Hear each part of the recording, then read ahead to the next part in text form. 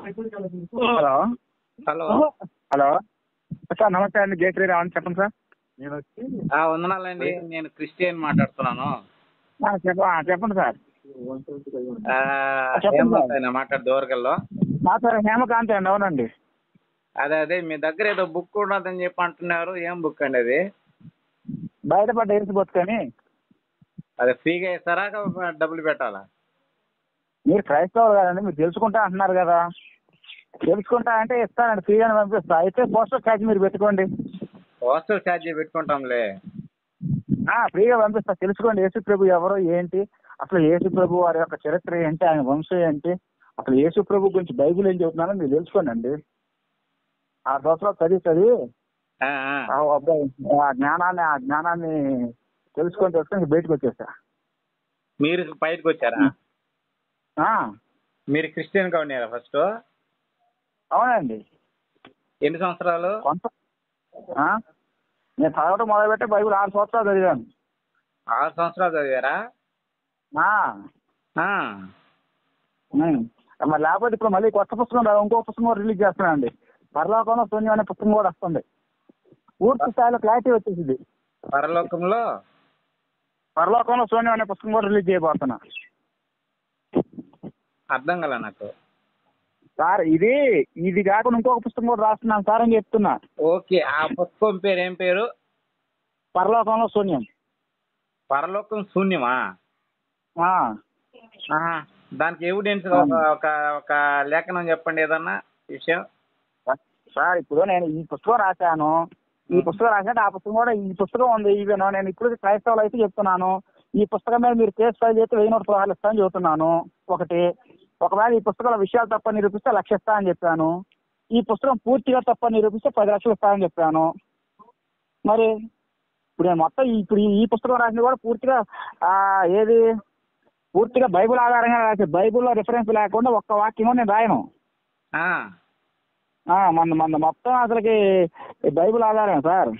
ఇప్పుడు 22వ పేజీ నుండి ఉంది. యేసు వంశావళి ఉంది. యేసు ప్రభు రక్షణ పరిశుద్ధం అని మీరు చెప్తా వచ్చారు కదా. దాని నుంచి క్లారిటీగా రాసి అసలుకి ఏది మత్తయి సువార్త, మార్కు సువార్త, యేసు ప్రభు వారి వంశావళి ఉంది. లూకా సువార్తలో ఉంటుంది సార్ యేసు ప్రభు వారి వంశావళి. ఓకే. అందులో మీకు కనబడ్డ తప్పు ఏంటి ఒక్కరోజు చెప్తారా? ఏమో సార్, ఇప్పుడు పాస్టర్ గారు ఏమని చెప్తాడు, యేసు రక్తమే పరిశుద్ధము, యేసు రక్తమే జయం అని చెప్తారు. అవునా కదా?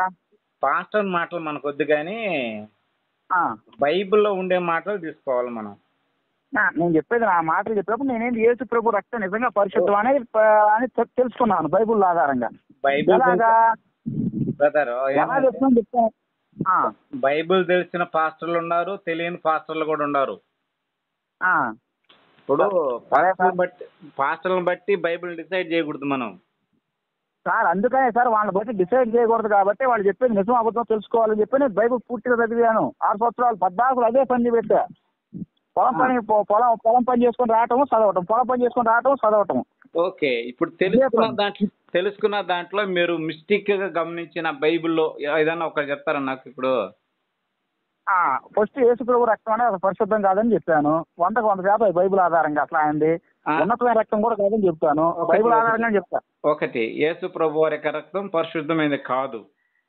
అవును, ఎట్టి పరిస్థితిలో కాదు. ఎలాగా అంటారా? యేసు ప్రభు వారి వంశావళి ఆ 2 వంశాలు వచ్చిందని మనం గమనిస్తే ఫస్ట్ మత్తయి సువార్తలో వస్తే యేసు ప్రభు వారి తాతగారి పేరు ఏమని ఇచ్చాడు? చెప్పండి. యాకోబు అని ఇచ్చాడు. యేసు తండ్రి యాకోబు అని చెప్పాడు. లూకా సువార్తలో హేలి అని ఇచ్చారు. ఇదేంటి తేడా ఉంది అనుకున్నా. ఈ 2 ఎవరి వంశాలు? యేసు ప్రభు యొక్క తండ్రి వంశాలే. యేసు ప్రభు తల్లి వంశం కాదు. అవునా? ఈ బైబిల్ చరిత్ర మొత్తం మీద కూడా ఎవరినన్నా దత్తత తీసుకున్నా గానీ దత్తత వల్ల గానీ వంశం పేరు వచ్చినట్టు ఎక్కడా లేదు. ఒక్క నిమిషం దీంట్లో మీకు క్లారిటీ ఇవ్వమంటారా? చెప్పండి. ఇవ్వమంటారా? ఇవ్వండి. ఓకే. మత్తయి సువార్తలో యేసేపు తండ్రి యాకోబు అని చెప్పాడు. ఓకే. అది లూకా సువార్తలో యేసేపు తండ్రి హేలి అని చెప్పాడు. అవునా కదా? అవును సార్. హేలి ఎవరు? ఎవరు హేలి ఎవరు? మరియమ్మ తండ్రి. చెప్పండి. మరియమ్మ తండ్రి ఆయన. నాకు తెలుసు మీరు ఈ మాట అంటారు, నాకు తెలుసు. మీరు నాకు ఈ మాట అంటారు బ్రహ్మాండంగా తెలుసు. ఒక్కసారి మళ్ళీ బైబిల్ ఓపెన్ చేసి చూస్తారా? మీరు ఈ మాట అంటారని నాకు తెలుసు గురువు గారు. ఈ మాట అంటారని నాకు తెలుసు. అది మరియమ్మ వంశావళి అని చెప్తారని నాకు తెలుసు. లోకాసు వార్తలో ఓకే, నేను వస్తున్నాను కదా. లోకాసు వార్త 3వ అధ్యాయము. ఓకేనా? తీస్తున్నాను. లోకాసు వార్త 3వ అధ్యాయం తీశారు కదా. ఓకే. మనకి ఇక్కడ ఎక్కడ ఉంది? ఇక్కడ చూడండి, మీరు 23వ అధ్యాయం తీసుకోండి. లోకాసు వార్త 3వ అధ్యాయమా లేకపోతే 23వ అధ్యాయమా? 3వ అధ్యాయం 23వ వాక్యం అండి. ఓకే ఓకే, అట్లా చెప్పు. 23వ అధ్యాయం నెలకి లేదు 3:23 అని చెప్పాను నేను. అవును. యేసు బోధింప మొదలు పెట్టినప్పుడు ఆయన దాదాపు 30 ఏళ్ళు ఈడగలవాడు. ఆయన యేసేపు కుమారుడిని ఎంచబడిన. ఎవరు? యేసు ప్రభువుని యేసేపు కుమారుడిని ఎంచారని ఉంది. ఓకే, ఆ తర్వాత చూడండి. యేసేపు హేలీకి, హేలి మత్తాతుకు వీళ్ళ ద్వారా పుట్టాడని చెప్పారు. అర్థమైందా? ఇక్కడ ఏం చెప్పాడు? యేసేపు హేలీకి పుట్టాడు, హేలి మత్తాతుకు, మత్తాతు లేవీకి, లేవి మెల్కీకి ఇలా పుట్టుకుంటా వచ్చారని చెప్పాడు. అవును. అర్థమైందా? అంటే ఇక్కడ ఏం చెప్పాడు? యేసేపు ఎవరికి పుట్టాడని చెప్పాడు? హేలీకి పుట్టాడని చెప్పాడు. అంతేగాని ఈ యేసేపు హేలీకి అల్లుడని చెప్పలా. అర్థమైందా? ఇప్పుడు ఈ పాండిత్యం నా దగ్గర చూస్తున్నాను గురుగారు. ఇక్కడ చూడండి, బైబుల్ 6 వస్తుందని మీరు నాతో ఎట్లా చెప్తారు? అంటే నాకు తప్పు అన్నట్టు. నేను పుస్తకం రాసిన తప్పు అని చెప్తే అసలు ఎన్ని రకాల కేసులు అవుతాయి నాకు తెలియదా సార్? ఇప్పుడు నేను చెప్పేది బాగా వినండి. చెప్పండి. యేసేపు హేలికి పుట్టినాడని గ్రంథం చెప్పింది. అది ఏ కోణంలో చెప్పింది అనేది గ్రంథాన్ని బట్టి ఆలోచన చేయాలి మనం. సరే, గ్రంథంలో ఎక్కడ చెప్పారు? సరే, యేసేపుకు హేలికి అల్లుడని ఎక్కడ చెప్పారు చెప్పండి. సరే నా అర్థం తప్పు అనుకున్నాను. సరే, యేసేపు హేలి యొక్క అల్లుడని ఎక్కడ చెప్పారు చూపించండి. ఇప్పుడు ఎక్కడ చెప్పారు చూపించండి. నేను ఇప్పుడు బాగా చెప్పేది బాగా వినండి, కొంచెం బాగా మీకు అర్థం అవుతుంది. చెప్పండి. మరియమ్మ సంతానాన్ని తీసుకొని వస్తాడు ఇక్కడ. అది మరియమ్మ వంశం అని ఎక్కడని చెప్పాడు? బైబుల్ ఎక్కడని చెప్పాడు ఇది మరియమ్మ వంశం అని? చెప్పాడు, మీరు చెప్పండి. లోకాసు వార్త 3వ అధ్యాయంలో 31వ వచనం చూడండి. 31వ వచనం చెప్పండి. ఎల్యాకీము మెలయకు, మేలయ మెన్నానకు, మెన్నా మత్తాతకు, మత్తాతు నాతానుకు, నాతాను దావీదుకు, దావీదు యెషయికి. మీరు ఇక్కడ బాగా గమనించినట్లయితే మీకు క్లారిఫై అవుతుంది. ఏమైంది? దావీదు కుమారుడు ఎవరు? నాతాను. నాతాను వంశం నుంచి వచ్చిందే మరియమ్మ. అదేనయ్యా, ఇక్కడ నాతాను అని చెప్పాడు. నాతాను వంశంలో మరియ వచ్చిందా? ఎక్కడ చెప్పాడు అంటున్నా? నువ్వు ఎక్కడ చెబుతున్నావు అన్న? అక్కడ నేను మత్తయి సువార్త దీని ఒకరా.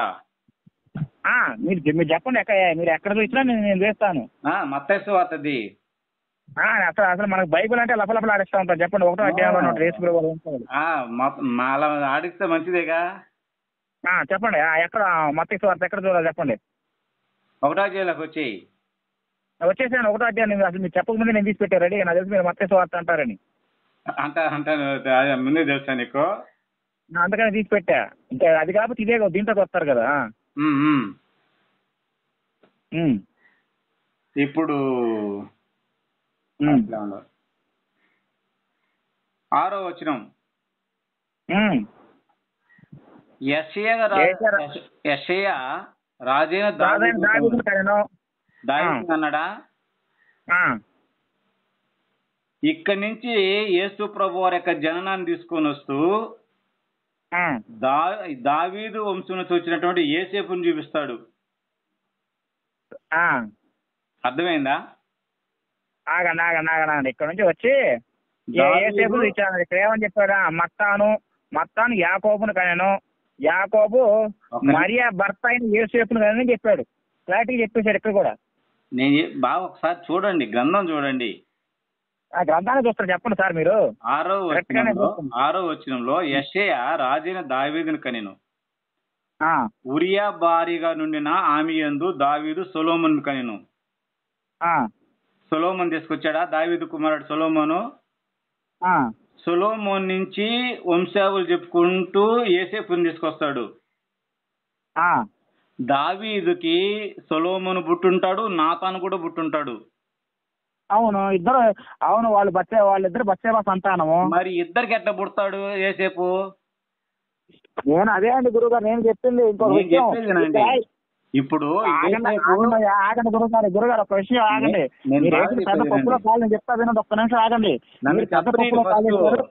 ఇప్పుడు నన్ను క్లారిఫై చేయనియండి, తర్వాత మాట్లాడుదురు మీరు. చెప్పండి మీకు చెప్పి వార్తలో సొలొమోను దావీదు కుమారుడు సొలొమోను నుంచి లిస్ట్ తీసుకుని వచ్చి యోసేపు వంశావళి చూపించాడు. అక్కడేమో నాతాను కాడి నుంచి తీసుకొని వచ్చి వంశావళి చూపించాడు దావీదు కుమారుడైన నాతాను. ఇప్పుడు యోసేపుకి సొలొమోను తండ్రా లేకపోతే నాతాను తండ్రా? నేను అదే సార్ నేను చెప్తుంది. ఇక్కడ 2 వంశాలు తీసుకొని వచ్చారు. ఇంకొక విషయం చెప్తా వినండి. ఆ రెండు వంశాల్లో ఉన్న పేర్లే అసలు బైబిల్లో ఎక్కడా లేని పేర్లు. ఇద్దరికి ఎవరైనా పుడతారా?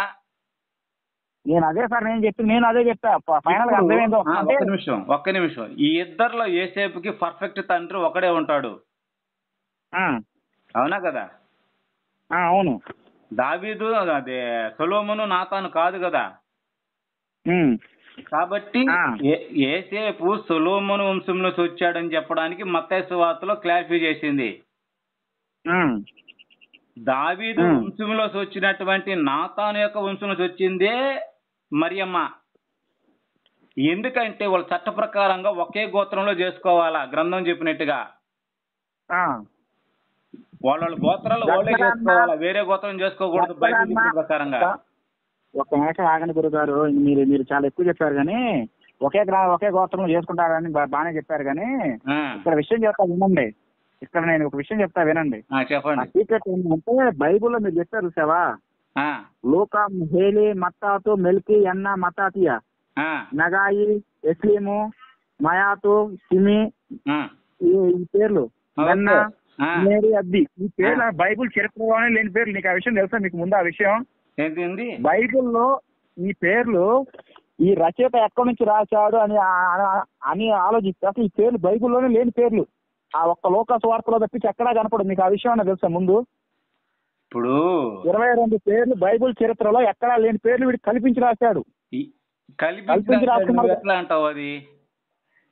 మరి సరే మీరు హేలి పేరు, సరే హేలి పేరు ఇంకొక చోట ఎక్కడ ఉపయోగించారు చెప్పండి. సరే హేలి పేరును ఉపయోగించి హేలి మరి యొక్క తండ్రి అన్న విషయం ఎక్కడ చెప్పారు చెప్పండి. సరే బైబిల్ మీకు బాగా తెలిస్తే మీకు ఒకటి గుర్తు పెట్టుకోవాలా, మీ సొంత వ్యాఖ్యానాలు వద్దు గురు గారు. మీ సొంత వ్యాఖ్యానం ఇక్కడ ఇద్దరు వేరు కాబట్టి ఇక్కడ నుంచి ఇది మరియ వంశం అని ఎక్కడ చెప్పాలా, మరియ యొక్క తండ్రి అని కూడా చెప్పాలా.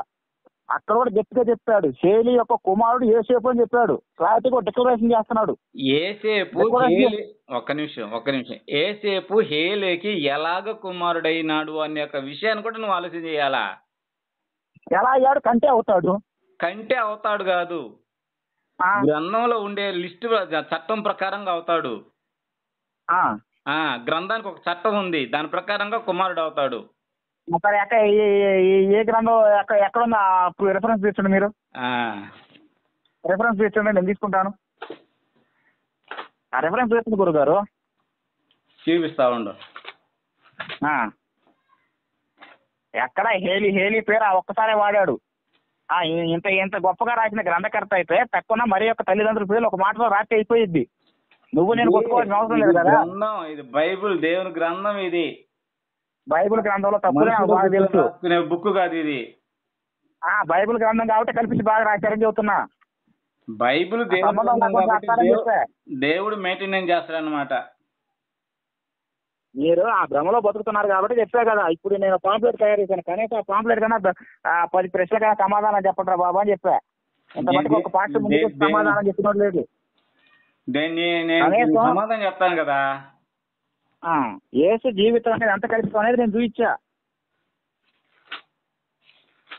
యేసు జీవితం ఎంత ఎంత కల్పితం అనేది నేను రాసా, పాంప్లెట్లో రిలీజ్ చేశారు. రాండ్ర బాబు సమాధానం చెబుతురు కానీ నువ్వు రాస్తావులే, రాయకుండా ఎందుకుంటావా? మరి బైబిల్ ఆధారంగానే రాసా. బైబిల్ ప్రకారంగా ఇప్పుడు బైబిల్ కంటూ ఒక చట్టం ఉంది, ఆ చట్ట ప్రకారంగానే ఉంటాయి ఏదైనా కానీ. ఏది ఏ చట్టం ఉంది చెప్పండి. సరే, సక్రమంగా ఉండాలి, ఎవరిని దేవుడు ఆశీర్వదించకుండా అక్రమంగా ఉండాలి ఆశీర్వదించడం అనేది దేవుడి చట్టమా? ఒక్క నిమిషం, నేను మీ దానికి ఆన్సర్ చెప్పాలి కదా. నాకు ఆ చట్టం మాకు తెలుసు. అబ్రహాం సక్రమంగా సంసారం చేస్తే ఈసాకు పుట్ల. అబ్రహాం శారాతో సంసారం చేస్తే ఈసాకు పుట్టాడు చెల్లెలతోటి. అది బైబిల్ దేవుడి చట్టమా? ఏంది? అబ్రహాం అయినా ఈసాకు ఎట్ట పుట్టాడు? సక్రమంగా పుట్టాడా? అబ్రహాం చెల్లెలు శారాతో సంసారం చేస్తే పుట్టాడు. సరే, అది పోయింది.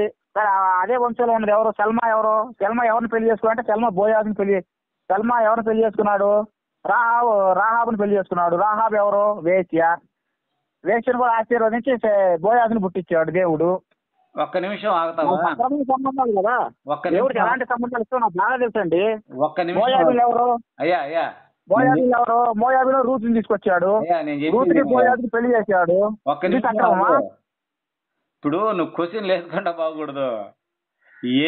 నాకు మళ్ళీ మీరు బైబుల్ గురించి మళ్ళీ మీరు తెలిసి నా దగ్గరకు వచ్చే అసలు 6 సంవత్సరాలు చదివి పండిపోయి నాకు జుట్టు కూడా రాలిపోయి బట్ట బుర్ర వస్తుంటే నాకు వచ్చి దేవుడు రాయిస్తాడు. బైబుల్ ని మేము కూడా చదివాను, మేము బయటకు పోలేదా? ఎందుకంటే అసలు మీరు సక్రమంగా చదవడమే తెలియదు కాబట్టి. సక్రమంగా తెలియదా? బైబుల్ 100 ఆధారాలు తీస్తా నేను. కేవలం యేసు ప్రభు గారు సిలివేసిన కానీ గురువు గారు నేను చెప్పానండి, యేసు ప్రభు గారు సిలివేసిన కానీ చేసుకుంటాను దాకా. నేను చెప్పేది ఏం కదా, నేను బైబిల్ ట్రైనింగ్ చేసేటప్పుడు అందుకనే అదే తప్పు, ట్రైనింగ్ చేయటమే తప్పు. చెప్పేది ఏం బ్రదర్, బైబిల్ ట్రైనింగ్ చేసేటప్పుడు నీకంటే ఎక్కువగా హేతువాదిగా నిలబడి మాట్లాడిన బైబిల్ మేము తెలుసా? సరే, మీరు ఎంత గొప్ప భక్తులు, సరే రాండి డిబేట్ చేద్దాము. క్రైస్తవ ప్రపంచం మొత్తాన్ని తీసుకురా, నా పుస్తకం డిబేట్ చేసి చూద్దాం. ఎవడన్నా ఒకడన్నా సమాధానం చెప్తాడేమో. ఎక్కడికి రమ్మంటావు? నేనే వస్తా. ఎక్కడ రావాలి చెప్పండి. మీ శాలేం రాజు కలవరి సతీష్ అందరినీ తీసుకుని రా. అందరినీ తీసుకొని చెప్పా. అంతెందుకు వచ్చి ఈ పుస్తకం సమాధానం చెప్పండి. ఈ పుస్తకంలో రాసింది తప్పు అని కానీ, లేదు కనీసం ఈ పుస్తకంలో రాసిన విషయాలు తప్ప నిరూపించమని చూస్తాను. ఇప్పుడు నేను చెప్పేది ఏంటంటే, నీతో డెబిట్ కి ఎక్కడికో పోబడలే. నువ్వు ఒక క్వశ్చన్ నాకు చెప్తే నేను దాన్ని క్లారిఫై చేసేస్తా ఉంటా బైబిల్ నుంచి. సరే చెప్పండి. ఇప్పుడు దాని క్లారిటీ చేయండి. ఏలి యొక్క కుమారుడు అంటే కాదు, ఏలి యొక్క అల్లుడిని ఇలా కుమారుడు అని చెప్పాడు అని చెప్పావు కదా, అది ఎలాగో మీరు క్లారిటీ చేయండి. బైబిల్ యొక్క చట్ట ప్రకారంగా నువ్వు ఆలోచన చేసి అంగీకరించే పని అయితే చెప్తా. చూస్తున్నా నేను సాధారణ వ్యక్తిని. మీరు రెఫరెన్స్ చూపించండి బైబిల్లో ఎలాగో.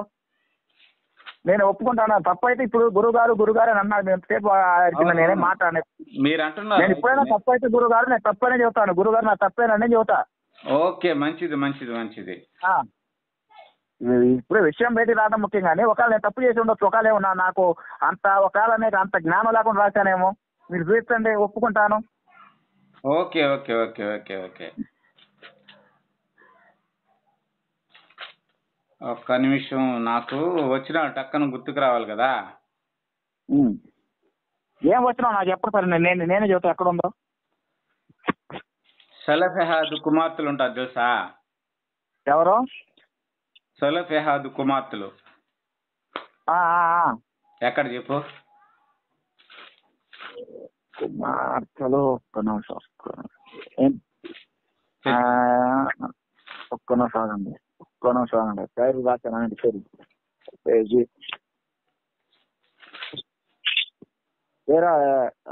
ఏంటి?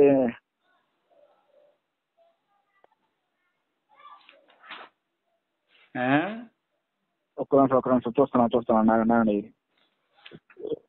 సోలో ఏం పేరు సార్ రాసింది మీరు? సోలో అర్థం కాదు పేరు కూడా. సెలోపెహాదా?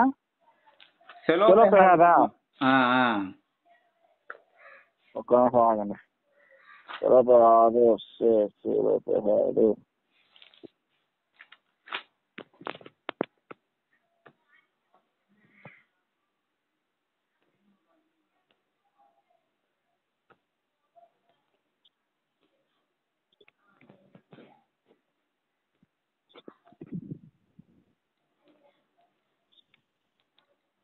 సెలోపెహాదు సెలోపెహాదు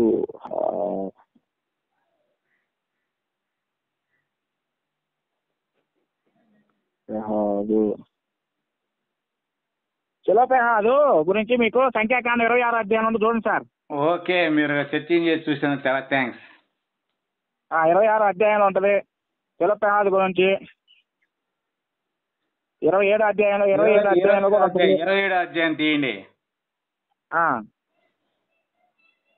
అక్కడ 27 అధ్యాయ సంఖ్యాకాండం చెప్పండి. అప్పుడు యోసేపు కుమారుడైన మనిషి వంశస్థులలో సెలోపెహాదు కుమార్తెలు వచ్చిరి. సెలోపెహాదు పలానా పలానా పలానా చెప్పుకుంటూ వచ్చాడు. వచ్చి 2వ వచనంలో వారు ప్రత్యక్ష గుడారం యొక్క ద్వారమునద్ద మోషే ఎదుటను యాజకుడైన ఎలియాజరు ఎదుటను ప్రధానుల ఎదుటను స్వర సమాజం ఎదుటను నిలిచి చెప్పిందేమనగా, మా తండ్రి అరణ్యములో మరణమాయెను. అతడు కోరహు సమూహములో అనగా యెహోవాకు విరోధముగా కూడిన వారి సమూహములో ఉండలేదు గాని తన పాపమును బట్టి మృతి పొందెను. అతనికి కుమారులు కలగలేదు. ఎవరికి? సెలోపెహాదుకి. కుమార్తెలు మాత్రమే ఉన్నారు. అర్థమైందా? ఎన్నో వచనంలో మా తండ్రి పేరు అతని వంశంలో నుండి మార్చిపోనేలా మా తండ్రి సహోదరులతో పాటు స్వాస్థ్యములకు మాకు చేయమనిది. అప్పుడు వారి కొరకు యెహోవా సన్నిధిన చూడండి మనవి చేయగా, ఒకటి, అతనికి కుమారులు లేనంత మాత్రమే చేత మా తండ్రి పేరు అతని వంశములో నుండి మాసిపోనేలా. అంటే కుమార్తెలు ఉన్నారనుకో, ఉన్నారు, కుమార్తెకి భూమి ఇవ్వరు. కుమారులకే భూమి ఇస్తారు పంచిపెట్టే విషయంలో. ఎవరికైతే భూమి ఉంటుందో వాళ్ళ పేరు, వాళ్ళ తండ్రి పేరు నిలబడుతుంది. కుమార్తెలు కాబట్టి భూమి వీరు కాబట్టి తండ్రి పేరు మాసిపోతుంది. అర్థమవుతుందా మీకు? కాబట్టి వాళ్ళు వెళ్ళి అక్కడ కంప్లైంట్ చేస్తారు, అయ్యా మా తండ్రి ఈ విధంగా పాపం చేసి చనిపోలేదు, మా తండ్రికి కుమారులు లేరు, కుమార్తెలు మేమే ఉన్నాము, మా తండ్రి పేరు నిలబడాలంటే మాకు స్వాస్థ్యం కావాలా, భూమి కావాలని అడుగుతారు. జాగ్రత్తగా చూడు అక్కడ. అవును అవును. అతని వంశం నుండి మాసిపోనేలా మా తండ్రి సహోదరులతో పాటు స్వాస్థ్యమును మాకు దయచేయమని. అప్పుడు మోషే వారి కొరకు యెహోవా సన్నిధిని మనవి చేయగా యెహోవా మోషేకి ఇలా సెలవిచ్చును, సెలోపెహాదు కుమార్తెలు చెప్పినది యుక్తము. నిశ్చయముగా వారి తండ్రి సహోదరులతో పాటు భూస్వాస్థ్యమును వారి ఆధీనము చేసి వారి తండ్రి స్వాస్థ్యమును వారికి చెంద చేయవలెను. మరియు నువ్వు ఇశ్రాయేలుతో ఇటు చెప్పవలెను, ఒకడు కుమారుడు లేక మృతి పొందిన ఎడల మీరు వాని భూస్వాస్థ్యమును వాని కుమార్తెలకు చెంద చేయవలెను. వానికి కుమార్తె లేని ఎడల వాని అన్నదమ్ములకు వాని స్వాస్థ్యం ఇవ్వవలెను. వానికి అన్నదమ్ములు లేని ఎడల వాని భూస్వాస్థ్యం వాని తండ్రి అన్నదమ్ములకు ఇవ్వవలెను. ఇలాగ చెప్పుకుంటూ వచ్చాడు. ఇక్కడ ఏం చెప్పాడంటే భూస్వాస్థ్యం అనేది లేకుండా పోతే వాళ్ళ తండ్రి పేరు నిలబడదు. ఓకేనా? అర్థమైందా? ఇప్పుడు హేలీకి కుమారులు ఉన్నట్టుగా గ్రంథం ఎక్కడ చెప్పలా. సరే, కుమారులు లేరని కూడా ఎక్కడ చెప్పలేదుగా. కుమారులు లేరు అని ఇప్పుడు నాతాను కాడి నుంచి లిస్టు తీసుకొని వచ్చాడు. నాతాను వంశం నుంచి వచ్చిందే మరియమ్మ. నాతాను వంశంలో వచ్చిందని కూడా మీరు చెప్పలేరు. మరియమ్మ నాతాను వంశం కూడా డిక్లరేషన్ మీరు చేయలేరు. అది లూకా సువార్త డిక్లరేషన్ చేసింది. అది ఎక్కడ చెప్పింది? మరియమ్మ వంశం అని ఎక్కడ చెప్పింది? ఎక్కడ చెప్పలా. ఆ లిస్టు తీసుకొని వచ్చిందే దేవుని గ్రంథం. దేవుడి గ్రంథమే సార్. దేవుడి గ్రంథంలో అది మరి యొక్క వంశావళిని ఎక్కడ చెప్పింది అంటున్నా. ఎక్కడ చెప్పలా. అది మరి యొక్క వంశావళి అన్న పదం ఇంత చెప్పిన దేవుడు ఆ కన్ఫ్యూజన్ పెట్టకుండా సింపుల్ గా ఏది మరియకు స్వాస్థ్యము వచ్చాను అనేది పెడితే పోయేది కదా. ఎక్కడైతే మర్మంగా ఉంటుందో అక్కడే మానవుడు తప్పుడు అడిగేస్తాడు గ్రహించుకోకుండా. మర్మానికి ఏమన్నా అర్థం ఏంటంటే మీరు కల్పించుకోవటం, దీనికి ఎక్కడ ప్రూఫ్ ఉన్నాయంటే మీరు ఆ ప్రూఫ్ తెచ్చుకోండి. కాదు, ఇప్పుడు మీరేం చెప్పారు? నాతాను సొలొమోను ఇద్దరు తండ్రులు ఎలాగవుతారు నీ లెక్క ప్రకారంగా అనుకుంటే? ఎవరు యోసేపుకి సొలొమోను వంశం నుంచి వచ్చాడు, ఈయన నాతాను వంశం నుంచి వచ్చున్నాడు ఏలి. ఇప్పుడు ఇద్దరికి ఎట్లా అవుతాడు? ఒక మనిషి అది మీరు ఎందుకంటే బైబుల్లో చాలా సందర్భాల్లో కూడా ఒక్కొక్క ఆడదానికి రెండు పెళ్లిళ్ళు అయిన సందర్భాలు ఉన్నాయి. అంటే ఇద్దరు బీజాలకు పుడతాడు ఒక మనిషి. పుట్టాడు, వాడికి తెలిసినాడు వాడు రాసుకున్నాడు, ఇది తెలిసినాడు ఇది రాసుకున్నాడు. నువ్వు అనుకుంటే అట్లా రాసుకున్నాడనే నేను అనుకోవటం సరే కాదని మీరు ప్రూఫ్ చేయండి. రాసుకోలేదని మీరు ఎట్లా ప్రూఫ్ చేస్తారు? చేయండి. మనం చదువుకున్న లేఖనాలు బట్టి సార్ నేను చెప్తున్నా గురుగారు, లోకా స్వార్థ తెలిసినాడు వాడి కోణంలో వాడు రాశాడు, వాడికి తెలిసింది. ఎందుకు రాస్తాడు? సరే సరే ఇవన్నీ వద్దు గురు, ఇంత చెప్పారు కదా కాదు అని. సరే అద్దె మెన్న అనే వాళ్ళు ఎవరు, ఎలా వచ్చారు, ఎక్కడి నుంచి రాశారు చెప్పండి. దేవుడి గ్రంథాల పేర్లు బైబుల్లో ఇప్పుడు లోకాసు వార్తలో అద్దె మెన్న పేర్లు రాశాడు కదా. ఆ పేర్లు అనేవి వాడు ఎలా రాశాడు, ఎక్కడి నుంచి రాశాడు మీరు చెప్పండి. సరే బైబుల్ చరిత్ర ఎక్కడ ఉన్నాయా? గ్రంథాన్ని ఎప్పుడు కూడా నువ్వు గ్రంథం కోణంలోనే ఆలోచన చేయాలా. నీ కోణానికి గ్రంథం సమాధానం చెప్పదు. నేను చెప్పేది నువ్వు గ్రంథం యొక్క కోణంలోనే గ్రంథాన్ని అర్థం చేసుకోవాలా. నీ ఆలోచనకి గ్రంథం సమాధానం చెప్పదు, నీ ఆలోచన సమాధానం చెప్పదు. సరే వీళ్ళ పేర్లు ఎలా రాశారంటారు మీరు చెప్పండి. దేవుడు వచ్చి రాయించాడని చెప్తారు అంతే కదా. చెప్పేదేనండి, ఎప్పుడు కూడా గ్రంథము పురుషుని యొక్క లెక్కలో తీసుకొని వస్తుంటది లిస్టు, స్త్రీ లిస్టుని తీసుకురాదు. అవును, స్త్రీ యొక్క లిస్టుని తీసుకురాదు ఎప్పుడు కూడా. అవును, అవసరాన్ని బట్టి దేవుని గ్రంథంలో సంగతులు రాయబడతాయి కానీ ప్రతిదీ రాసుకుంటూ రాదు గ్రంథం. అదిగా సార్ ఇంత ఇంత ఇంత చెప్పిన గ్రంథము మరియా యోధా గోత్రంలో వచ్చిన స్త్రీ అనే మాట రాస్తే పోయింది కదా. ఇదంతా వద్దు, మరి యోధా గోత్రంలో పుట్టిన స్త్రీ అని రాస్తే పోయింది కదా. ఎక్కడ రాశాడు సార్? ఒక పదంతో అయిపోయేది కదా. ఇప్పుడు నేను అదే కదా చెప్పింది, నీ ఆలోచనకి గ్రంథం ఒప్పుకోదంటాను కదా. నీ ఆలోచన బట్టి గ్రంథం రాయదు. అంటే ఏంటంటే 2 నాలుగు మళ్ళీ ఏదంటే అది చెప్పుకోవచ్చు అని. గ్రంథాన్ని ఆలోచించాల్సిందే. ఇప్పుడు ఒక కలెక్టర్ దగ్గర నువ్వు పోతే కలెక్టర్ ఏం చెప్తాడు అది నువ్వు చేయాల్సిందే. నువ్వు చెప్పినట్టు కలెక్టర్ చేయడు. చట్టం ఉంటది, దాని చట్ట ప్రకారం ఆయన చెప్తుంటాడు, నువ్వు వినాల్సిందే.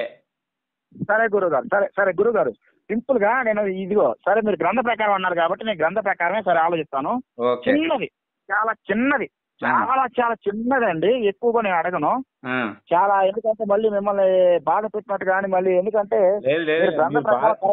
మాట చెప్పునా, మీరు బాగా మాట్లాడుతున్నారు నాతో, నేను నీతో బాగా మాట్లాడుతున్నాను. ఇలాగ మాట్లాడుకుంటే మనం ఎంత చెప్పైనా మాట్లాడుకోవచ్చు, ఇబ్బంది లేదు.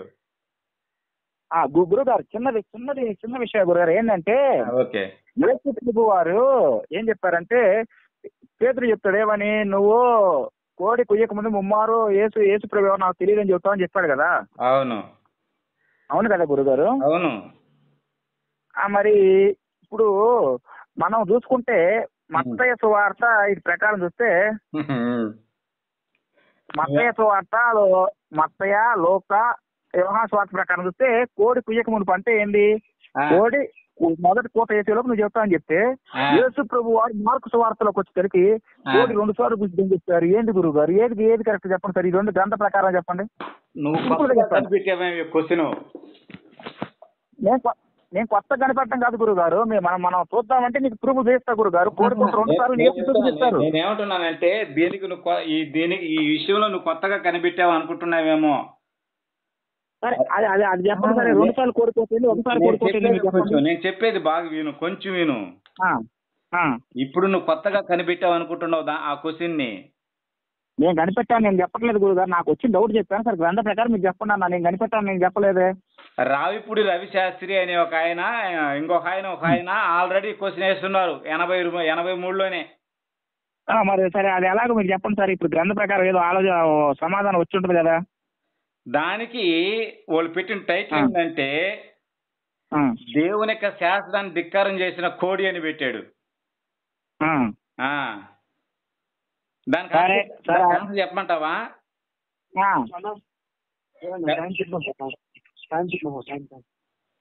ఆ. చెప్పండి. 2:33 దో బజే కా 33 మినిట్ హోగా. చెప్పండి గురుగారు. శాసనం ధిక్కారం చేసిన కోడి ఆల్రెడీ ఆ ప్రశ్న నా కాడ ఉంది, దానికి సమాధానం కూడా ఉంది.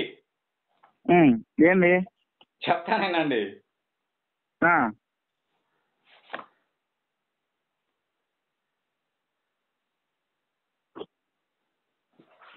ఆ, దానికి ఆన్సర్ నేను ఆల్రెడీ రాసి పెట్టున్నాను. ఆల్రెడీ మాకు నేర్పించిన ఆయన చెప్పున్నాడులే దీనికి. లూకాసు వార్త 22:34లో లోకాసు వార్త 22:30 ఆగండి. 34 లోకాసు వార్త ఒక నిమిషం. కొత్త నిబంధన లోకాసు వార్త 22:34లో ఓకే. చెప్పండి గురుగారు. పేతురు, నీవు నన్ను ఎరగవని ముమ్మారు చెప్పు వరకు నేడు కోడి కుయ్యదని చెప్పుచున్నాను అని. 3 మాటలు నువ్వు నన్ను ఎరగవంటేనే కోడి కూస్తుందని చెప్పాడు అనమాట లూకాసు వార్తలో. అవును. యోహాను సువార్తలో ఏం చెప్పాడు? అదే చెప్పున్నాడు. మార్కు సువార్త 14వ అధ్యాయంలో ఆయన ఎవడో నేను ఎరగను, నువ్వు చెప్పినది నాకు బోధపడలేదని చెప్పి నడవలోనికి వెళ్ళాను, అంతటా కోడి కూర్చును అని మార్కు సువార్త 14వ అధ్యాయం 68-72లో ఉంది. నేను అదే చూస్తున్నా. మీరు అవును. అవునా కదా? అవునండి. మీరు చెప్పుచున్న మనిషిని నేను ఎరగనని చెప్పి చెప్పించుకున్నట్టుకును ఒట్టి పెట్టుకున్నట్టుకును మొదలు పెట్టాను. వెంటనే 2వ మారు కోడి కూర్చాను. కనుక కోడి 2 మార్లు కూయక మునుపు నువ్వు నన్ను ఎరగవని ముమ్మారు చెప్పుదవని యేసు తనలో చెప్పిన మాట పేతురు జ్ఞాపకం తెచ్చుకొని తల పోసి ఏడ్చును అని రాయబడి ఉంది. ఇప్పుడు పై లేఖనాలకి ఈ లేఖనాలకి కాంట్రవర్సీ కనబడుతుంది మనకు. అవునా కదా? అవునండి. కాబట్టి మనం ఈ 2 లేఖనాలని మనం ఆలోచన చేయాల్సిన అవసరం ఉంది. చేయండి సార్, చేసి చెప్పండి. అంతే కదా? ఇప్పుడు కాంట్రవర్సీగా కనబడే లేఖనాలు మనం ఆలోచన చేయాలా. నేను ఏం చెప్తానంటే బైబిల్ అయినా కావచ్చు, ఏదైనా కావచ్చు, తప్పు తప్పే. అవునవునా, చెప్పండి. రైట్ ఏదని కుదరదు. సరేనా? చెప్పండి. బైబిల్లో తప్పు అంటే తప్పు ఉంది అంతే. మళ్ళీ ముదిగారు ఏముండదు. బైబిల్ని వెనకేసి ఎక్కేసుకొచ్చేదంటే ఏమి ఉండదు. కాబట్టి ఇక్కడ మనం చూద్దాం. ఒక విషయాన్ని సాధారణంగా తెలిపే మాటలు ఉంటాయి, సున్నితంగా తెలిపే మాటలు కూడా ఉంటాయి కదా. ఉదాహరణకి కాంతి ఉందనుకో, సెకండ్కి ఎన్ని కిలోమీటర్లు పోతుంది అది? చెప్పండి. 8 కిలోమీటర్లు ఏమి పోయింది అంటారా? చెప్పండి. ఏదో 2,99,000 కిలోమీటర్లు పోతుందంట ఒక సెకండ్కి. ఓకే అండి. ఓకే అట్టయితే. ఇది సాధారణ సూచించే విధానం. ఒక సెకండ్కి కాంతి ఎన్ని కిలోమీటర్లు పోతుందంటే 2,99,000 కిలోమీటర్లు పోతుందని చెప్తారు యాక్చువల్గా అయితే. దానినే కొంచెం సున్నితంగా ఖచ్చితంగా చెప్పాలంటే 2,99,792 కిలోమీటర్ల వేగంతో పోతుందని చెప్తారంట. ఇప్పుడు ఆ రెండిట్లో ఏది రైట్ అంటావు? రెండో కరెక్ట్. అవునా కదా? కాంతి వేగం ఎంత అంటే 2,99,000 అనేస్తారు. అదే ఖచ్చితంగా చెప్పాలంటే 2,00,000 అంటే పర్టికులర్ టైం అంటే ఇన్ని కిలోమీటర్లు పోతుందని ఎగ్జాక్ట్ గా చెప్పాలన్నమాట. కాబట్టి ఇలాగ సాధారణంగా చెప్పేదానికి సున్నితంగా చెప్పేదానికి వ్యత్యాసం ఉంటుందా ఉండదా? ఉంటదండి. ఉంటది కదా. సరే, ఇంక మన పాయింట్కి వద్దాం. యేసు ప్రభువు ఈ సందర్భంలో పేతురు తన మాటలను లూకా బహు సాధారణంగా ప్రయోగించాడు. వాస్తవానికి అయితే సాధారణంగా ప్రయోగించాడు లూకా గారు యేసు ప్రభు యొక్క మాటల్ని తన కోణంలో సాధారణంగా చెప్పాడు అనమాట. 2,99,000 అనేది అన్నట్టు. అయితే మార్కు దాన్ని ఏం చేశాడంటే మరి సున్నితంగా చెప్పాడు అనమాట.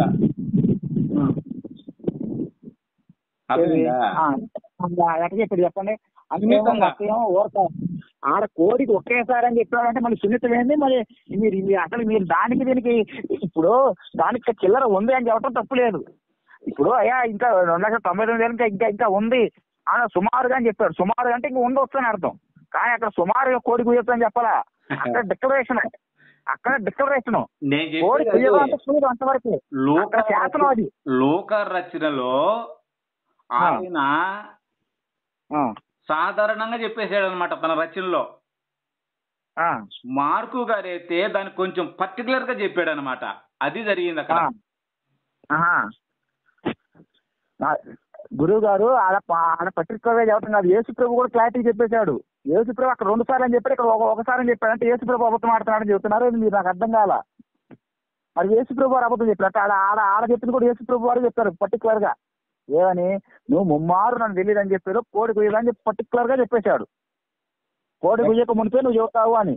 కానీ మార్పు వార్తలోకి వచ్చేకి యేసు ప్రభు క్లారిటీ చెప్పాడు, 2 సార్లు అని చెప్పాడు. తీయండి గురుగారా. ఇంకా ఇక మీకు డౌట్ ఉంటే మళ్ళీ మార్క్స్ వార్త మళ్ళీ చదువుదాం. చదవండి, ఒకసారి చదవండి. మీరు ఎందుకంటే మీరు ఇలాంటి చెప్తారంటే మన కోడికోత విషయంలో మళ్ళీ క్లారిటీ తెలుసుకోవటం మనం మా డౌట్ పడకూడదు. డౌట్ పడకూడదు. అందులో మీరు 6 సంవత్సరాల గ్రంథం చదివిన అన్నారు. మార్క్స్ వార్త 14 అధ్యాయం చూడండి గురుగారు. చూశారు కదా 14? ఏం చేశారు? 14:30 చూడండి. 14:30 చూడండి గురుగారు. నేను చెప్తాను. నేటి రాత్రి కోడి 2 మార్లు కుయ్యక మునిపే నీవు నన్ను ఎరగవని ముమ్మారు చెప్పదు అని నీతో నిశ్చయంగా చెప్తున్నాను నేను. ఎవరితో? ఎక్కడది? 14 అధ్యాయం అండి. మార్క్స్ వార్త 14 అధ్యాయం 30వ వాక్యంలో. ఎవరితో చెప్తున్నాడు? యేసు ప్రభు వారు పేతురుతో చెప్తున్నాడు. ఏమని చెప్పాడు ఇక్కడ యేసు ప్రభు వారు? అతను అంటే ఎవరు? పేతురుతోటి. అతను చూచి నేటి రాత్రి కోడి 2 మార్లు కుయ్యక మునిపే వాటి చెప్పాడు. కోడి 2 సార్లు కూసే లోపు అంటే కుయ్యక మునిపే నీవు నన్ను ఎరగవని ముమ్మారు చెప్పేదవని నీతో నిశ్చయంగా చెప్తున్నా అని చెప్పాడు. ఏం చెప్పాడు అక్కడ? యేసు ప్రభు క్లారిటీ చేసేసాడు ఇక్కడ. ఏమని? ఇప్పుడు నువ్వు నన్ను 3 సార్లు యేసు ఎవరో నాకు ఆయన ఎవరో నాకు తెలియదని చెప్తావు నా గురించి. చెప్పిన కోడి అంటే 2 సార్లు కూర్చోలోపు చెప్పేస్తామని చెప్పేశారు. మరి అక్కడ అట్లా చెప్పాడే? నేను అదే సార్ చెప్పింది. అక్కడ చెప్పింది కూడా యేసు ప్రభు. ఇంకో విషయం చెప్తానండి. ఇక్కడ ఈ ఒక్క సువార్త కాదు. ఇప్పుడు మత్తయి సువార్త తీసుకుందాం మళ్ళీ. మత్తయి 26:34 చూడండి ఒకసారి. మత్తయి సువార్త 26:34. ఎందుకంటే అక్కడ అలా చెప్పాడు అన్నప్పుడు మరి ఎందుకంటే మళ్ళీ పరిశీలన చేసినప్పుడు క్లారిటీ తెచ్చుకోవాలి కదా. 26 మళ్ళీ 34 చూడండి. 26 అధ్యాయంలో యేసు అతన్ని చూసి ఈ రాత్రి క్లారిటీ చెప్పేస్తున్నాడు చూడండి. యేసు అతన్ని చూసి ఈ రాత్రి కోడి కుయ్యక మునిపే నీవు నన్ను ఎరగవని ముమ్మారు చెప్పేదని నిశ్చయంగా చెప్తున్నాను. కరెక్టే కదా. ఇక్కడ కూడా క్లారిటీ చెప్పేశాడు. నువ్వు ఎరగవని ముమ్మారు చెప్తావు అన్నాడు. చెప్పేదాన్ని నీతో నిశ్చయంగా చెప్తున్నాను అన్నాడు. కింద వాక్యం చదవండి. నేను ఒక మాట చెప్పేది కదా, నిశ్చయము అన్నాడు. నిశ్చయం అంటే తిరుగులేదని అర్థం. నేను చెప్పేదేనండి కొంచెం. పేతురు ముమ్మారు ఎరగవని నువ్వు చెప్తావని చెప్పాడా పేతురుతో? చెప్పేదాన్ని నీతో నిశ్చయంగా చెప్తున్నాను చెప్పాడు కదా. పేతురు 3 మాటలు అబద్ధం ఆడాడా లేదా? ఇక్కడ 3 సార్లు అబద్ధం నేను చెప్పేదేనండి. ఆడాడా లేదా? ఆడాడు. యేసు ప్రభు చెప్పినట్టుగానే ముమ్మారు ఆయన నేను ఎరగలనేసాడు. నా ముమ్మారు కాదు. నీకు విషయం చెప్తా ఏనండి. బైబిల్ ప్రకారం చూస్తే ఆయన 3 సార్లు చెప్పలా. ఎవరు? 3 సార్లు కాదు. యేసు ప్రభు విషయంలో ఆయన చెప్పింది సాక్ష్యం ముమ్మారు కాదు చెప్పింది. 9 సార్లు చెప్పాడు. 9 సార్లా? ఎక్కడది? ఎలాగ చూపించమంటారా? చూపించు. ఒక్క నిమిషం ఆగండి గురుగారు. 3 మార్లు కనబడుతున్నాయి బైబిల్లో. మీరు చేస్తాను గురుగారు. నేను ఎందుకంటే మనం బైబిల్ ఎందుకంటే దేవుడి గురించి జీవితంలో ఒకటి గుర్తుపెట్టుకోవాలి సార్. దేవుడి గురించి మాట్లాడేటప్పుడు మన ఒళ్ళు దగ్గర పెట్టుకొని మాట్లాడాలి. ఎందుకంటే దేవుడి విషయంలో గనక ఏ తప్పు మాట్లాడినా సరే వంశాలు నాశనం అవుతాయి. దోషాన్ని మూట కట్టుకుంటాం. దేవుడు అని నువ్వు కూడా ఒప్పుకుంటున్నావు. చాలా థ్యాంక్స్. కానివ్వండి. నేను నేను నేను దేవుడు అని ఒప్పుకోవట్లా, మీరు దేవుడు అనుకున్నారు కాబట్టి మీ ప్రకారం సరే దేవుడు అంట. ఓకే దేవుడు కాదు కల్పితం, నేను మీకు మీకు తెలియజెప్తా అంటున్నా. ఓకే కానివ్వండి. ఎందుకంటే ఎందుకంటే ఎదుటి వాళ్ళని తొందరపడి అంటాం కానీ ఇవన్నీ చూడటం కరెక్ట్ కాదు కదా సార్. మనం మాట్లాడుకునే సంభాషణ యూట్యూబ్ లో పెట్టుకోవచ్చా? పెట్టుకోండి సార్, నేను అసలు పెట్టుకోవద్దు ఎందుకంటాను. ఓకే థ్యాంక్ యూ అండి. మరి మంచోళ్ళు మీరు, నాకు మాత్రం మంచిగా నచ్చారు మీరు.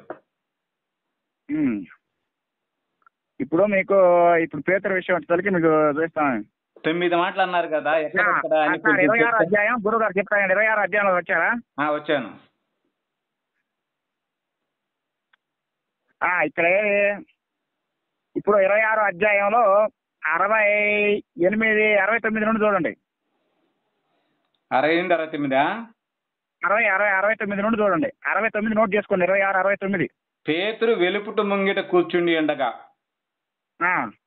ఒక చిన్నది అతని ఎద్దకు వచ్చి, నువ్వు గలిలియగు యేసుతో కూడా ఉంటివి కదా నేను. ఇక్కడ ఒక ఆడం వచ్చి అడిగింది. ఓకే. అందుకు అతడు, నేను ఉండలేదు, నువ్వు చెప్పు సంగతి నాకు తెలియదని అందరి ఎదుట నేను. ఓకే, ఒకసారి అయిపోయింది. అక్కడ చెప్పారు కదా. 71 చూడండి. అతడు నడవలోనికి వెళ్ళిన తర్వాత మరొక చిన్నది అతను చూసి, వీడును నజరేయుడు యేసుతో కూడా ఉండినని అతడితో చెప్పాను. అక్కడ వారితో చెప్పగా అతడు ఒట్టి పెట్టుకుని నేను ఉండలేదు అని అన్నాడు. ఓకే, తీసేయండి. ఇక్కడ వరకు జరిగింది ఏంది? మొదట ఒక ఆడాం అడిగింది. 2 అడిగి ఇక్కడ 2 ఆడాలు అయ్యారు కదా. మళ్ళా ఆ మనిషిని నేను ఎరగనని మరలా చెప్పాను. కొంతసేపు అయిన తర్వాత అక్కడ నిల్చున్న వారు పేతురు యొద్దకు వచ్చి, నిజమే, నీవును వారిలో ఒకడివే, నీ పలుకు నిన్ను గురించి సాక్షిపిస్తున్నదని అతనితో చెప్పిరి. అందుకు అతడు ఆ మనిషిని నేను ఎరగనని చెప్పి చెప్పించుకున్నట్టుకు ఒట్టి పెట్టుకున్నట్టుకు మొదలుపెట్టాను. వెంటనే కోడి కూసెను. కనుక కోడి కూయక మునుపు నీవు నన్ను ఎరగవని ముమ్మారు చెప్పదు అని యేసు అతనితో చెప్పిన మాట పేతురు జ్ఞాపకం చేసుకొని ఏడ్చును అన్నాడు. ఇక్కడ మీరు సందర్భం మీరు చూసారు కదా, ఏమైందండి ఇక్కడ ఎంతమంది వచ్చారు చెప్పండి ఒకసారి గురుగారు. 3 సందర్భాలు చెప్పినాడు. ఇక్కడ ఎవరెవరు వచ్చారు నాకు చెప్పండి, క్లారిటీ చెప్పండి, మీకు చూపిస్తాను.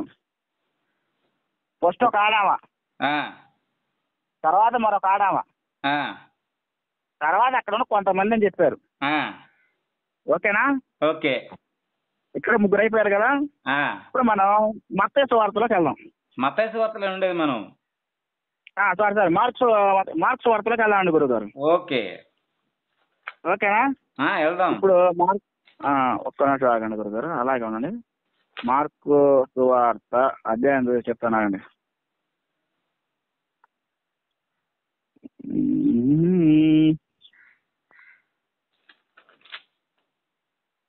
మార్కు సువార్త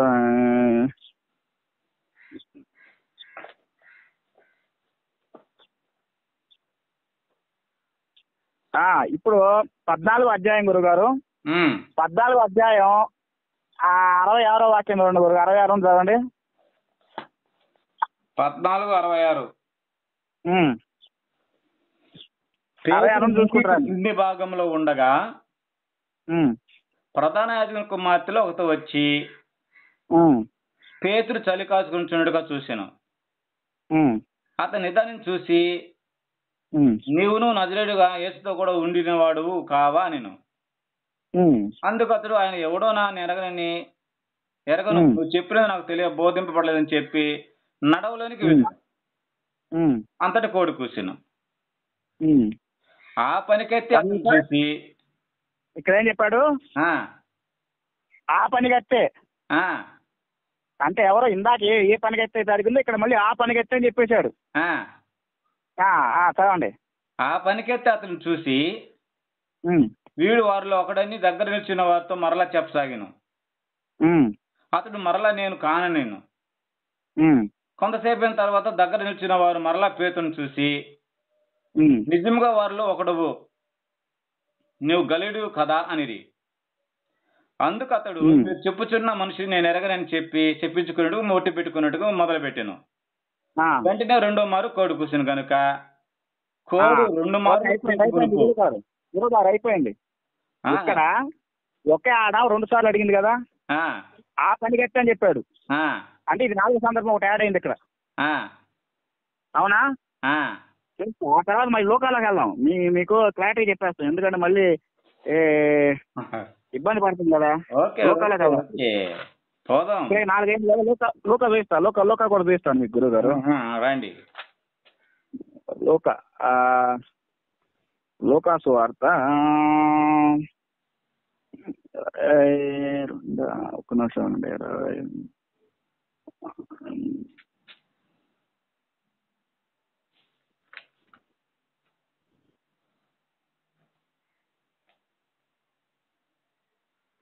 ఆ, 60వ ఉమ్, ఉమ్. ఎక్కడ ఆయన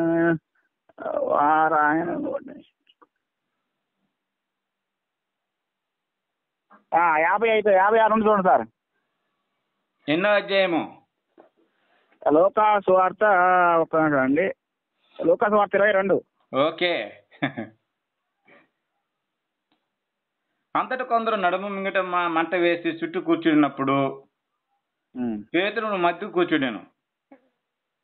అప్పుడు ఒక చిన్నది ఆ మంట వెలుతులో అతడు కూర్చుని చూసి అతని తేరు చూసి వీడును అతనితో కూడా ఉండినని చెప్పాను. అందుకు పేతురు, అమ్మాయి నేను ఎరగనా నేను. కొంతసేపటికి మరో ఒకడు అతను చూసి, ఇక్కడ ఏమైంది 59లో ఎవరు వచ్చారు ఇక్కడ 59 మళ్ళీ చదవండి. మరి మించు గడి అయిన తర్వాత 59 కొంతసేపటికి మరొకడు అతను చూసి, మరి ఒకడు అంటే ఇక్కడ ఎవడొచ్చాడు, ఒక మగవాడు వచ్చాడు. మరి ఒకడు చెప్పండి. వారిలో ఒకడు అనగా పేతురును లైట్ పోయిందేడా నాకు. నేను చెప్తాను. మరొకడు అతను చూసి, నీవును వారిలో ఒకడు అనగా పేతురు, ఓయి నేను కాను నేను.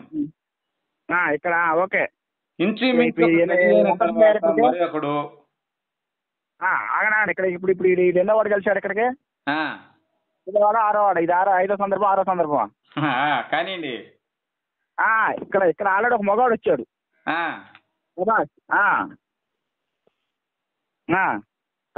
చదవండి.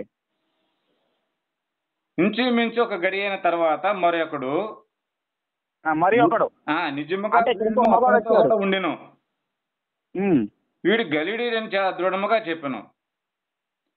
అందుకు పేతురు, పోయి నువ్వు చెప్పిన నాకు తెలియదు నేను. అతడు ఇంకనూ మాట్లాడుతుండగా వెంటనే కోడి కూర్చును.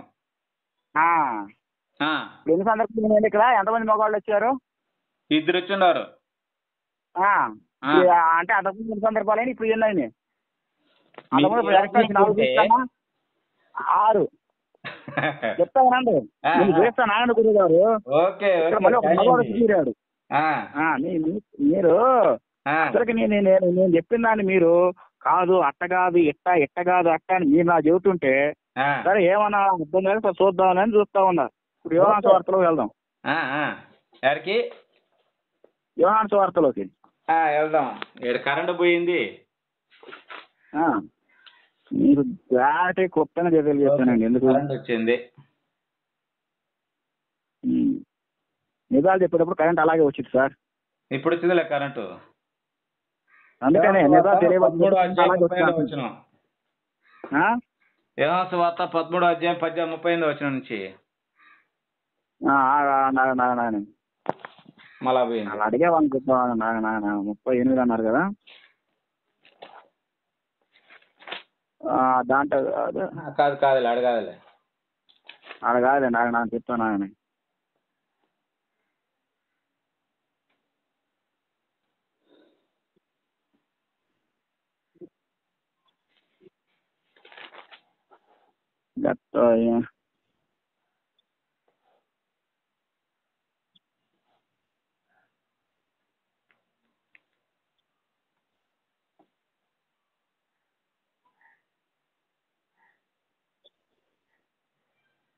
ఆ, 18 అధ్యాయంలోకి వచ్చింది.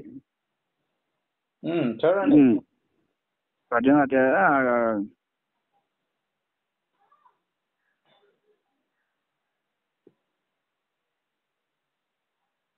15వ వచనం నుంచి 15 తర్వాతలేండి. ఇక్కడ విషయం ఏంటంటే ఉమ్, ఇక్కడ కూడా మీరు ఒకటి చూసారా, 18 అధ్యాయం ఈ సందర్భంలో ఒకటి చూస్తాం చూడండి.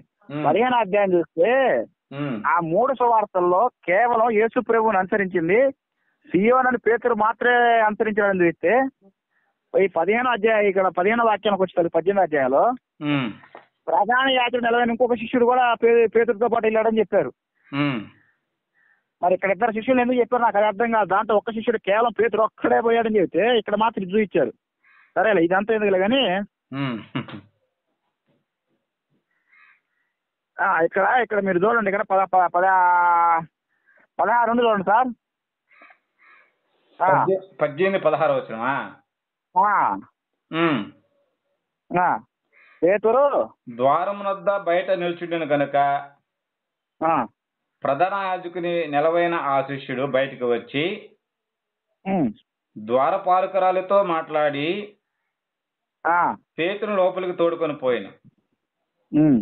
ద్వారమునొద్ద కావలైన ఒక చిన్నది పేతురుతో, నీవును ఆ మనుషుని శిష్యులు ఒకడు కావా అని చెప్పగా అతను కాను నేను. అప్పుడు చలివి ఇక్కడ బయట ఎక్కడ బయట ద్వారం దగ్గర కూర్చుంటే ద్వారం దగ్గర ఉన్న స్త్రీ వచ్చింది. అప్పుడు చలివేచున్నందున దాసులను బంటోతును మంట వేసి చలి కాసుకొంచు నిల్చుండగా పేతురు వారితో నిలవబడి చలి కాసుకొంచుండెను. ప్రధాన యాజకుడు ఆయన శిష్యులను గూర్చి ఆయన బోధను గూర్చి యేసును అడుగుగా ఇంకా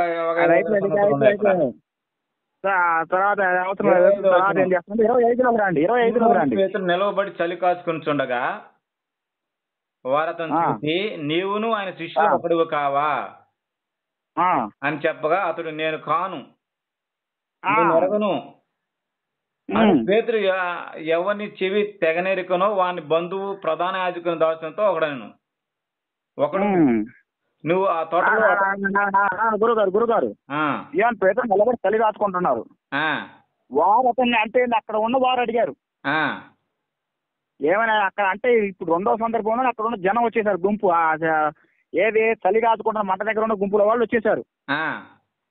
2వ సందర్భంలో అక్కడ జనం అడిగారని చెప్పేశారు. తర్వాత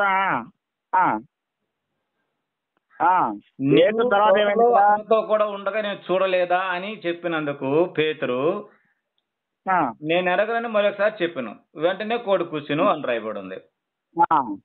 ఇక్కడ ఎవరో ఇక్కడ ఇంకొక శిష్యుడు వచ్చి ఇంకో ఎవరు చెవి అయితే తెగ నరికాడో వానికి సంబంధించిన బంధువు అక్కడ కేవలం ఒక వ్యక్తి క్లారిటీగా బంధువు కూడా వచ్చాడు కానీ చెప్పాడు. ఇది 3వ సందర్భం. ఇప్పుడు పేతురుని అడిగింది ఎన్నిసార్లు అడిగినట్టు చేస్తుంది బైబుల్ సందర్భం అంటే కోడి మాత్రం 3 ఒక్కొక్కసారి కూర్చుంది. కానీ ఇక్కడ పేతురుని పట్టుకెళ్ళింది ఒకసారి పట్టుకెళ్ళి, యేసుని ఒకసారి పట్టుకెళ్ళారు. సారీ పేతురు అన్న యేసు ప్రభువుని ఒకసారి బంధించారా లేకపోతే 3 సార్లు బంధించారా? ఇప్పుడు మనం అంటే అడిగిన వాళ్ళ ఇన్ని రకాలుగా ఎందుకు మారింది? ఇప్పుడు నేను మీకు ఒక ఆన్సర్ చెప్పలేడా? చెప్పండి. ఇప్పుడు మనం 4 రచనలో చదివాం. 4 రచనలో మీకు తెలిసినట్టుగా మీరు మాట్లాడేది ఏంటంటే, ఇదిగో పలానా దగ్గర ఇలాగుంది, చిన్నది అని ఉంది. ఇప్పుడు మీరేం చెప్తారు? అది చెప్పండి. అదే రచన చెప్పండి. దేవుడు రాశాడని చెప్పొద్దు, దైవ గ్రంథం అని చెప్పొద్దు, రచన అని చెప్పండి. నేను చెప్పేది చెప్పండి చెప్పండి వింటాను. మత్తయి సువార్తలో చిన్నది అని చెప్పుకుంటా వచ్చాడు, ఆ గుంపు అని చెప్పాడు. మార్కు సువార్తలో చెప్పాడు ఈ విధంగానే. ఇట 4 రచనలో లేదు. మత్తయి సువార్తలో ఆ చిన్నది ఒకే స్త్రీ అని చెప్పాడు. మార్కు సువార్తలోకి వచ్చి మరొక చిన్నది అని చెప్పాడు. అర్థమైందా? అంటే మత్తయి సువార్తలో ఒక స్త్రీయే 2 సార్లు అడిగింది, తర్వాత అక్కడ గుంపులో జనం అడిగారని చెప్పాడు. మార్కు సువార్తలో ఏం చేశాడు? ఒక చిన్నది, తర్వాత మరొక చిన్నది అని చెప్పాడు. ఆ తర్వాత ఏం చేశాడు? ఆ తర్వాత మరొక చిన్నది అన్న తర్వాత మళ్ళీ అక్కడ ఉన్న జనం, అక్కడ ఉన్న వారు అని చెప్పాడు. అది వచ్చింది. అసలుకి లోకాలకు వచ్చేసరికి ఏమైంది? అక్కడ ఉన్న ఒక చిన్నది అన్న తర్వాత అక్కడ ఉన్న మరొకడు అని చెప్పాడు. అక్కడ ఉన్న ఒక మరొకడు అని చెప్పిన తర్వాత ఏం చెప్పారు? అక్కడ ఉన్న ఇంకొకడు అని చెప్పాడు. అక్కడ ఇద్దరు మగ మనుషులు వచ్చారు సాక్షి అడిగిన వాళ్ళు క్వశ్చన్. గుంపులు రాలా. ఇక్కడికి వచ్చేసరికి ఏమైంది? ఇక్కడ గేట్ దగ్గర అక్కడేమో ఆ స్త్రీ అక్కడ ఉంది, అక్కడ పైన మేడ దగ్గర ఉంది, నడుచుకుంటూ వచ్చే స్త్రీ అడిగిందని చెప్పాడు. ఎక్కడ ప్రధాన యాజకుడు ఇంటి దగ్గర లోపల ఉన్న స్త్రీ గురించి చెప్పాడు. ఇక్కడేం చెప్పాడు? ఇప్పుడు గేటు దగ్గర కావలగా ఉన్న స్త్రీ అని చెప్పాడు. నేను చెప్తా వినండి గురుగారు. ఇక్కడ కావలగా ఉంది అని చెప్పాడు. గేటు దగ్గర కాపలా కాసే స్త్రీ అని చెప్పాడు. ఆ స్త్రీ అడిగిందని చెప్పాడు. తర్వాత ఇక్కడ రెండో సందర్భం అక్కడ గుంపుగా ఉన్నవారు అని చెప్పాడు. ఆ తర్వాత ఏం చేశాడు? కిందకు వచ్చిన మరొక ఎవరు చెవైతే తగినరికాడు వాడి యొక్క బంధువు అడిగాడని చెప్పారు. అవునా? మళ్ళీ దీంట్లో క్లారిటీ చెప్తానండి. ఇక్కడ పేతురు ఆ రెండు సువార్తలోకి వచ్చి తెలికేమో చలి కాచుకుంటూ కూర్చొని ఉంటాడు గుంపులో. ఇక్కడ చలి కాచుకుంటూ నిలబడి ఉంటాడు గుంపులో. నిలబడి చలి కాచుకుంటున్నాడే ఉంటది. కూర్చోడానికి నిలబడడానికి కూడా తేడా తెలియని పరిస్థితి ఉందా ఏంది? చెప్తారు చెప్పండి. మీరు చెప్పండి. ఇప్పుడు మీరు వివరిస్తాను. ఇంకా దాంట్లో గూఢ అర్థాలు మొత్తం చెప్పాను అనుకోండి. వామ్మా ఈ రచనలు ఏవో కానీ రాసిన వాడు ఎవడో కానీ ఇన్ని రకాలుగా వేసిన అవమానపరుస్తారు రాశారా అని మీరు జుట్టు పిక్కుంటారు. మొత్తం వివరించుకుంటారు. నేను ఇప్పుడు దీనికి ఒక క్లారిటీ నేను ఇస్తా మీకు. చెప్పండి. మీరు ఎప్పుడైనా వార్తాపత్రికలు చదివారా? చదివాను. ఇప్పుడు ఒక సీఎం మాట్లాడుతూ ఉన్నాడు అనుకో, ప్రెస్ వాళ్ళు ఒక 5-6 మంది ఉన్నారు అనుకో, యాజ్ ఇట్ ఈజ్ గా రాసినట్టు మీరు ఎప్పుడైనా పేపర్లో చూసారా? ఏది యాజ్ ఇట్ ఈజ్ గా రాసినట్టు అక్కడ జరిగిన సందర్భాన్ని కరెక్ట్ గా రాస్తాడు. ఓకే.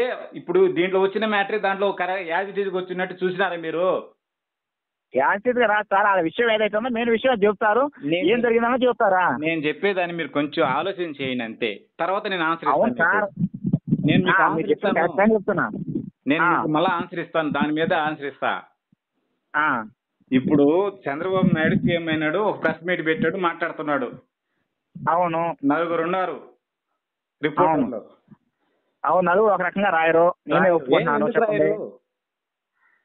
వాళ్ళు రిపోర్టర్లు కాబట్టి వాళ్ళు ఒక్కొక్కడు ఏంటంటే ప్రధాన విషయాన్ని ముందు చెబుతాడు, ఒక్కొక్క విషయాన్ని ఒకడే వెనక చెప్తాడు. ఒకడేమో మీరు ఆన్సర్ ఇచ్చేసారు.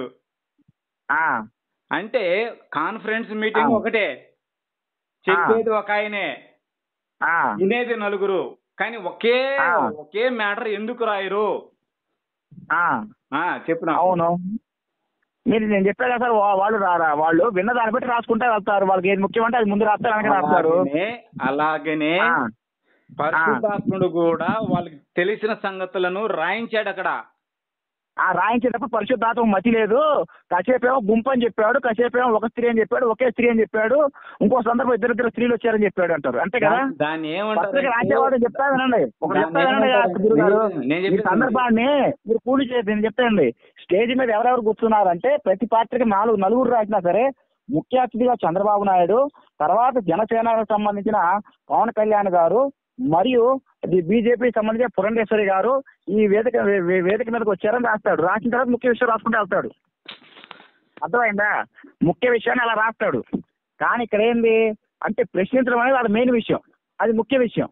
అది దాన్ని తప్పుగా రాసుకుంటాడు దేవుడు. ఏం చెప్తున్నానంటే మత్తయికి తెలిసిన పరిధిలో సమాచారాన్ని దేవుడు అందించాడు అక్కడ. మార్కు తెలిసిన పరిధిలో సమాచారాన్ని అందించాడు అక్కడ.